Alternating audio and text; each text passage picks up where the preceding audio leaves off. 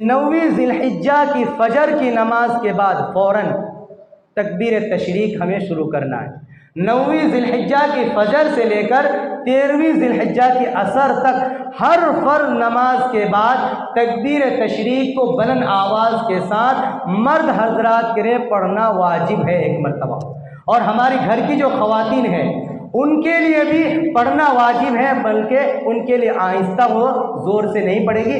مرد حضرات زور سے پڑھیں گے بلند آواز سے، اور ہماری خواتین آہستہ سے پڑھیں گے۔ جب سلام پھر السلام علیکم ورحمۃ اللہ، فوراً ہمیں تکبیر تشریق شروع کر دینی ہے۔ اللہ اکبر لا الہ الا اللہ واللہ اکبر وللہ الحمد۔ یہ تکبیر تشریق ایک مرتبہ بلند آواز سے پڑھنا کیا ہے؟ واجب ہے۔ اس لیے 9ویں ذی الحجہ کے فجر سے ہمیں اس کا خیال رکھنا ہے۔ رکھیں گے؟ اللہ ہم سب کو خوش دلی کے ساتھ قربانی کرنے کی توفیق عطا فرمائے۔ اللہ ہماری قربانی کو ہمارے نیک